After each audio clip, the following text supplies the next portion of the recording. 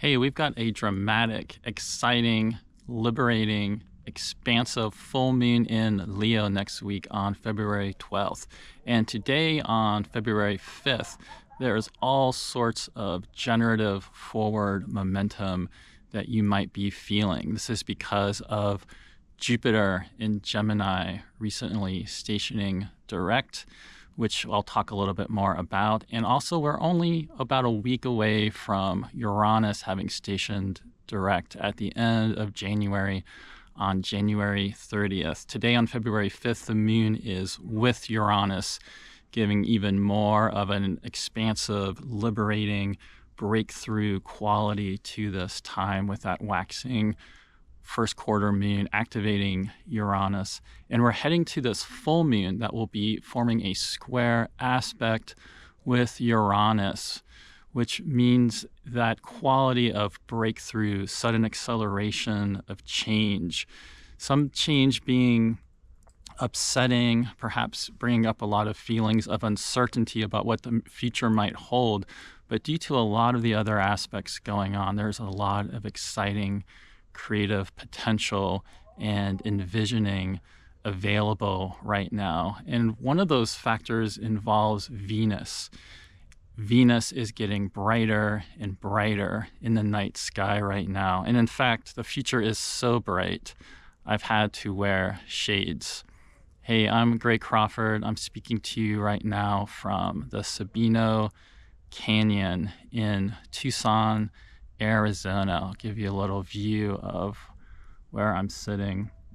I'm in the foothills of the Catalina Mountains. They are formed over 12 million years ago. And the other day, my wife and I were up towards the top of Mount Lemon here up in the mountains, giving us that experience of being up in the mountains and feeling that much more ancient and far-reaching quality of time that the mountains hold with that old ancient stone overlooking all the rapid temporary fluctuations and generations and corruptions of this world that we're living in. I know there's a lot of things going on in the world that are concerning to many of you that are listening right now. And one of the things to realize is that reality on deep levels is transmuting and changing. Our collective notions of reality are changing. What we consider reality to be is changing and will be continuing to change. And due to all the astrological cycles going on, we can expect even our conceptions of reality based upon things like scientific theories and things like that people take to be a little bit more of that sure-footed security of knowledge of the way things are, could be radically changing. One of the primary reasons is the Saturn and Neptune cycle coming to an end right now. As I'm talking, Saturn's about 10 degrees away from Neptune. They'll just be getting closer and closer together.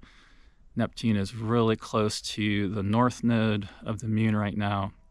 And then this past week, we had Venus in Pisces moving over the conjunction with Neptune and the north node of the moon before she entered Aries the other day on February 4th. So you might have gotten some big insights at that time about how things are changing and what you want to change in your life, and getting a more expansive, imaginative vision of the potential and possibility. Doesn't mean that that's here right now to take form, but just the idea and the dream is important to hold on to and nurture and tend. Venus is going to be a major part of all the astrology happening across the next few months.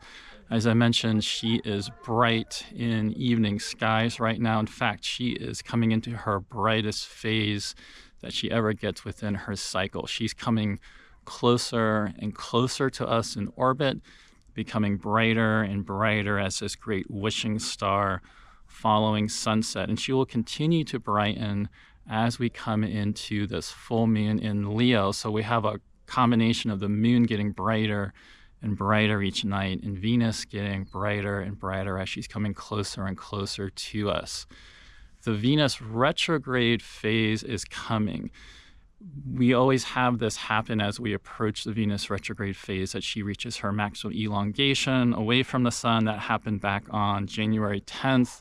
So stuff might have started getting stirred up around Venus changes and storylines for you around that time. And she passed through a conjunction with Saturn on January 18th. And then again, like I said, recently on February 1st across Neptune.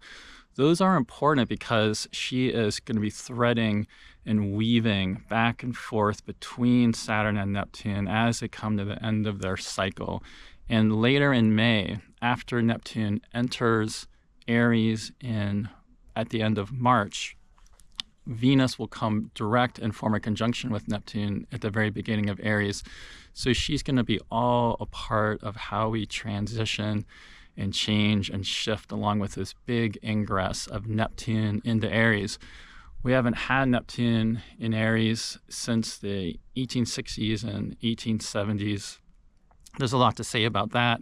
In fact, I recently did a webinar on it that you can purchase from my site if you want to get a real extended exploration of that. But what all this means right now is we know there's great change coming related to Venus themes in our life. This is what we find attractive, what we desire, our creative expression, our tastes, what we want to magnetize and draw into our life, our relationship dynamics. All of this is coming up right now. And although she hasn't gone retrograde yet, she has entered the sign of Aries, where she will go retrograde, which will end up happening at about 10 to 11 degrees of Aries. So that will be really big if you have especially cardinal placements, Libra, Aries, Cancer, Capricorn, anywhere around like 7 to 13 or so degrees especially, but really just anything in those signs, you'll be significantly impacted by it. Now, Venus in her solar synodic cycle forms this rose pattern, this 5-pointed star that possesses the sacred geometry of the golden mean. This is a divine geometry that we find in nautilus shells, as Ariel Gutman wrote about in her book, Venus Star Rising.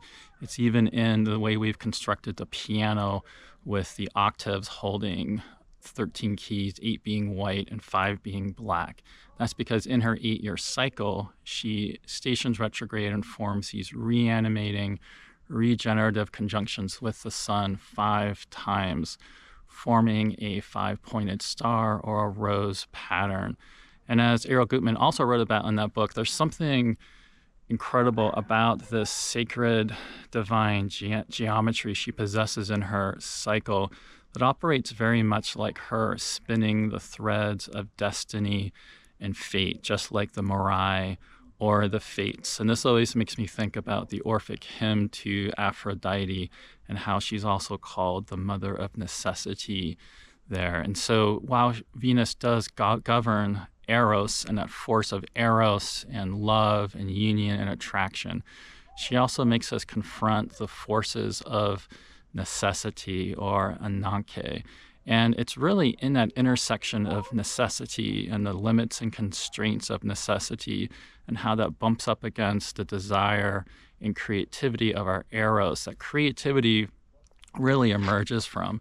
And so while this is going to be an extremely volatile and wild and unstable time in collective events, there really is incredible creative potential for all of you to take advantage of. And right now, as Venus is getting brighter and brighter in the sky in Aries, it's really time to tune in and check in with what's coming up for you, what you want to change in your life, and finding the really creative solutions to whatever that might be right now. There really can be some great breakthroughs, liberating ideas that really change the trajectory of your storyline right now because of that Uranus activation that I already spoke about. So today, as I'm talking, which is February 5th, we are having a conjunction between the moon in Taurus with Uranus. So in case on February 5th you get any kind of big ideas or big plans start formulating in your mind, really pay attention to that, because it very well could end up being even more significant than you realize. As I mentioned, the upcoming full moon in Leo will activate Uranus again. So whatever you might be getting ideas about now can get a big generative burst of further energy and activity when we get to that full moon in Leo on February 12th. The other big thing happening right now is the moon will then move from Taurus into Gemini, where tomorrow, as I'm talking on February 6th, Thursday, February 6th, the moon will be in Gemini and come into a conjunction with Jupiter in Gemini. This is a really big deal because Jupiter just stationed direct the other day on February 4th. When Jupiter stations direct, we come to the end of that long, drawn-out retrograde phase of Jupiter, in a time during which you can have significant growth and developments, but it can also very much act as a sort of review and coalescing and integrating of all the growth you experienced during the previous direct movement of Jupiter, which last year in this cycle went from Taurus and this really liberating conjunction with Uranus and Jupiter in Taurus last April in 2024 into Jupiter's movement into Gemini. And so especially with regard to that Jupiter-Uranus conjunction last year and your whole experience of Jupiter in Gemini so far, you've been under some sort of process of integration around that and new ideas starting to form about what to do next. And with Jupiter now stationed to move forward, it's time to really set those dreams and visions into motion. And in fact, it can be extremely powerful. This is because Jupiter is stationing close to the degree of the royal star Aldebaran, the sacred eye of the bull. So if you haven't already, I encourage you to get out in the night sky. Not only can you see Venus extremely bright, you can look up and find the star of Zeus very close to that crimson red brilliance of Aldebaran, the sacred eye of the bull. And that's even more significant because the bull, the Taurus constellation, is a living image of Zeus himself. The bull is one of the forms of Zeus, most famously in the myth in which he abducted Europa and took her off to Crete to start a whole new dramatic era of storylines. So there's something really powerful about that, even in terms of the great changes in world storylines going on right now with Jupiter conjoining Aldebaran. Aldebaran's also a form of Dionysus in the sense of that bull constellation of Taurus, also being a form of Dionysus in addition to Zeus. Dionysus being a great mystery figure, a great liberating figure, a figure who takes us through processes of death and regeneration and mystery to give a rebirth to something dynamically potent that really can kind of burst through out of the previous dissolution.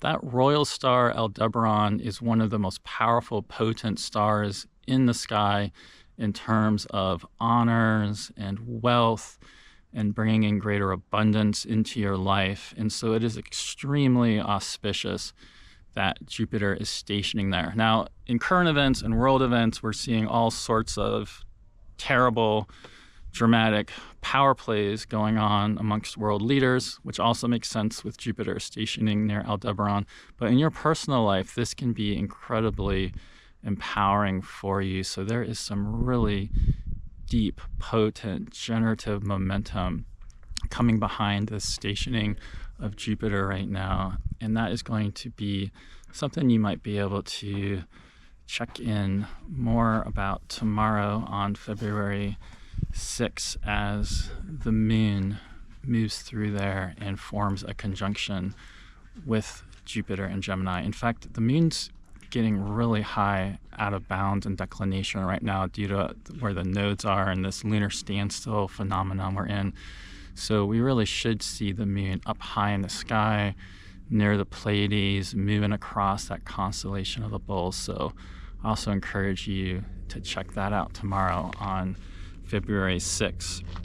Now, another key player that's also going on tomorrow on February 6th with the moon in Gemini is the domicile lord of Gemini, where Jupiter just stationed and the moon will be, and that's Mercury. Mercury is in Aquarius right now. Mercury just moved through a very flowing trine with Jupiter, just as Jupiter was stationing the other day on February 3rd. That could have stirred up some big ideas for you as well. And then on February 7th, just as the moon is moving away from that trine with Jupiter, which can give us a lot of creative visions and insights into future growth that we can really take advantage, that moon will then form a trine with Mercury. So there's a lot of creative, visionary ideas available to be accessed here. Now, that's always going to be powerful when we have something like this, Jupiter stationing in Gemini, the sign of Mercury, with the moon moving through it and forming a trine to Mercury, really bringing it all together in a really coalescing type of way with ideas and mental insights. But what's further fascinating about the current phase that Mercury is in right now is Mercury is on the other side of the sun from us, moving extremely fast. Mercury is basically as far away from us here on planet Earth as Mercury can get in its cycle. So that's a real contrast with Venus starting to come as close to us as she gets. Mercury's, as far away from us as it gets, moving really fast and moving towards a conjunction with the sun that will take place a few days later on February 9th. Now, this conjunction between Mercury and the sun in Aquarius on February 9th is even more powerful because it is also activating Uranus in Taurus. So this week it's fascinating as we approach this full moon that's going to activate Uranus. We keep getting other things like the moon moving through and activating Uranus, and then Mercury ending a cycle and beginning a cycle with the sun while also activating Uranus. So Mercury is not retrograde like Venus is about to be. Mercury and Venus both have two conjunctions with the sun in their cycle, and this is a conjunction Mercury has when Mercury is moving direct and fast and far away from us. So it's a much more of a celestial Mercury, this heavenly type of Mercury who's far away from us. It's less connected to our body and bodily senses in the physical realm and more in this otherworldly, perhaps intellectual, in this place of the more heavenly gods and goddesses and divine forms. And it's further happening in Aquarius, this airy sign of intellectual ideas and vision. And so the combination of Mercury ending its and beginning a cycle there while also activating Uranus is why there's so much visionary potential going on right now. And so if you have been upset by what's going on in the world, if you've been feeling like there aren't options to move forward, like the walls are closing in, or you're just feeling hopeless about things in one way or another, really do whatever you can to calm your nerves and get into the moment. Feel gratitude for whatever you can feel grateful for in your life, and make some space to dream and vision and open to possibility that you can have a more fulfilling, creative life opening up for you. There's so much change that's going to be happening this year that this particular lunar cycle we're in right now is the absolute perfect time to catch a thread of what you can follow into all the change to come, because there's great generative momentum behind that. Now, what is tricky about this time and makes things more difficult, especially with regard to Venus, is that Venus is now in Aries, which is the sign opposite her home sign of Libra, which puts her in the home of Mars. And Mars right now is also very brilliant, high up in the sky with its bright redness, and it is retrograde in Cancer. Because Mars is retrograde in Cancer and is the lord of the sign that Venus is in right now, this really ups the volatility happening right now. And it could be causing a lot of concern about bringing up issues of concern, whether that be in relationships or what you just want to attract into your life, or things in the past that you've really desired or been drawn to, or certain tastes you have or aesthetics you have, all things Venus basically. And you're all going to have Venus ruling different topics in your life depending on where she is in your birth chart. So the change factor around all of this is going to be intensified due to that combination of Mars being retrograde right now. We'll talk more about this later in another episode, but this will be changing a lot at the end of February when Mars goes direct, and then we have a week in between Mars going direct and Venus going retrograde at the beginning of March. Something very dramatic will happen then. Right now, we're before that. So right now, it's really just getting a sense of what is starting to change, and try not to get wrapped up in too much anxiety about these passing temporary things going on in the world. I know many of them do have very important long-term consequences, and there's certainly many things and issues and directions to really devote yourself to right now and commit yourself to in terms of contributing to the way you want things to go in the world. But also step back and take in that long game view of where do you, on a bigger picture, where do you really want your life going as by the end of 2026, as we come into 2027, and make the moves now, make these investments with your time and energy and planning of where things are going to be going over this much bigger span of time. That activation of Uranus this week will really be opening that up for you. I had actually a really interesting, a good example as just a sort of metaphor of what's going on right now, especially with Jupiter stationing right now, is the fact that the reason I'm in Tucson is for two reasons. Primarily, it's because my wife, Genie, is a goldsmith and silversmith. She makes fine art, jewelry, and also makes astrological talismans. In fact, I'll put a link to her website and work in a description below. And so we're here in Tucson primarily because of this incredible gem show that's here. And so, she's been going to the gem show and getting beautiful gems to create beautiful and, in fact, astrologically magical jewelry and talismans with, as Jupiter stationing direct, and we had this whole activation of Venus with Neptune and a North Node and all of that. And so something about that I think is a beautiful symbol for all of us right now about what are the types of gems that you can be gathering right now that you're going to then later construct into these beautiful forms full of magical intention and that vision of what you really want to create with your life. That's very much available right now to take advantage of. And so I hope all of you can do that this week.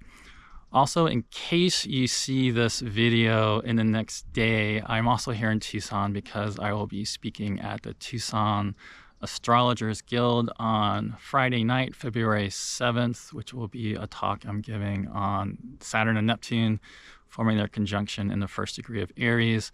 And I will also be giving a workshop the next day on February 8th in the afternoon about Mercury and secondary progressions. Both that Friday night talk as well as that Saturday workshop about Mercury and secondary progressions are available to attend on Zoom online if you're not in the area. I'll put a link to those below. You can probably also even purchase a recording of them after the fact in case you don't see this video in time. Otherwise, the big news for me is that I have my course Triton's Cave beginning later this month on February 23rd. I'll put a link to that description below in the comments. I hope you check that course out and read about it. It's a course I've designed to be a very creative, imaginative, protective, and nurturing container, incubator, creative workshop for all of you to engage with this incredible chaotic astrology that's coming in the next few months, which involves the Saturn and Neptune cycle coming to an end, eclipses activating Saturn and Neptune, Venus retrograde activating Saturn and Neptune, and Mercury activating Saturn and Neptune, on top of everything else, Mars stationing direct, all this other stuff that's going on. It's very dramatic astrology. It's got a lot of focus on the Saturn-Neptune cycle in particular and how that always goes with collective reality changing. And so it's a course designed to help you come into better understanding of how these massive changes that are happening in the signs of Pisces and Aries right now, how is that in relationship with you? How can you use this time to find really creative responses and nurture great births of new directions and movements and a much more fulfilling life direction for yourself? There'll be a lot of mythology and art and literature on top of all the astrology I'll be sharing, and I'm going to create it as a space where people in the course can also share their own interests and ideas, and as much as possible I'm going to mutate and shift the curriculum to line up with those interests as much as possible. We've already got a good group forming for the course, but there still are some spots available right now, so please check that out in the link below. Otherwise, I hope you're having a beautiful week. I'll give you one more view here of these incredible saguaro cacti here in the foothills of the Catalina Mountains. I'd like to also thank my cactus friend here for their insight as well. And I hope you have a beautiful week of dreaming and coming into contact with the new creative desires emerging for you. I'll see you next time.